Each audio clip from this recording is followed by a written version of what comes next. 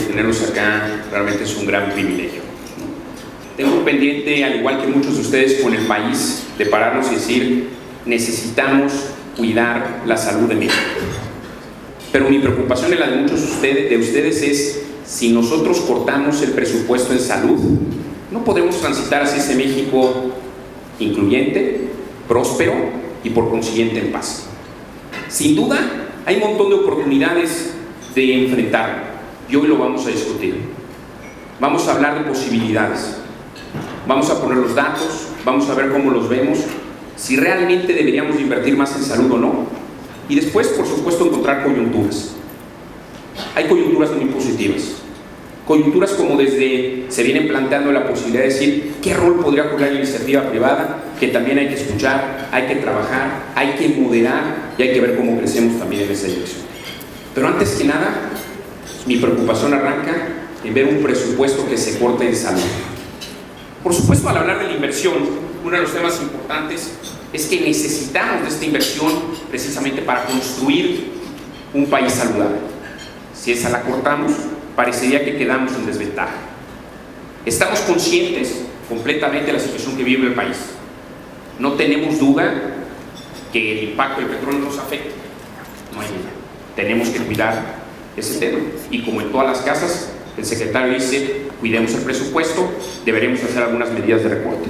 Pero nos preocupa mucho cuando hablamos de un recorte, primero de 126,000 millones, y ya hablamos del siguiente año de una posibilidad de recortar 135,000. Siempre hablar de salud sin comparar es difícil, y decimos es mucho o es poco, y nunca nadie sabe cuánto es mucho y es poco. La forma de hacerlo es comparar, y entonces nos paramos y comparamos. ¿Cuánto invierte México? Pues México invierte el 6% en salud. ¿Eso es mucho o es poco? Bueno, si pensáramos en América Latina sin México, ese número es del 7.4. Pero si hablamos de los países de la OCDE, ese número es de más del 9. Ese es el que nos preocupa. Poca inversión o menor inversión. Y después, cuando vemos la menor inversión, todavía pensar en que por la situación actual necesitamos recortarla. No estamos de acuerdo, no creemos que es el camino. Creemos que hay otras áreas donde se podría manejar ese recorte.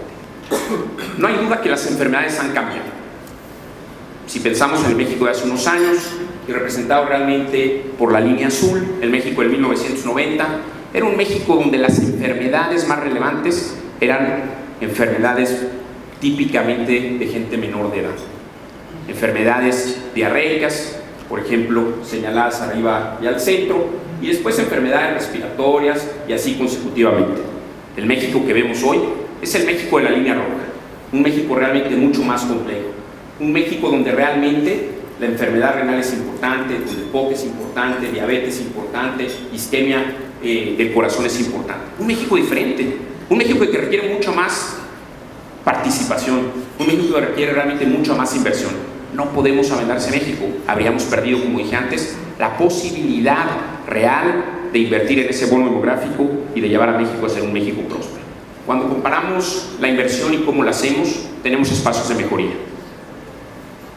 México, cuando hace su presupuesto de salud e invierte en salud, 17% de ese gasto es gasto administrativo.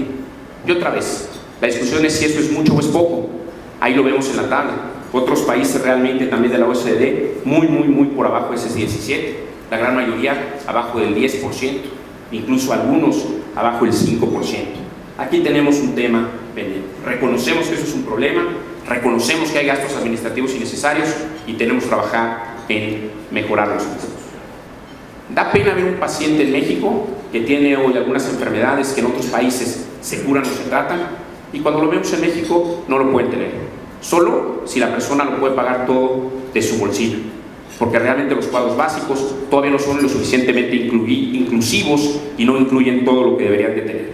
Le estamos limitando la capacidad justo a nuestro país de tener un México sano.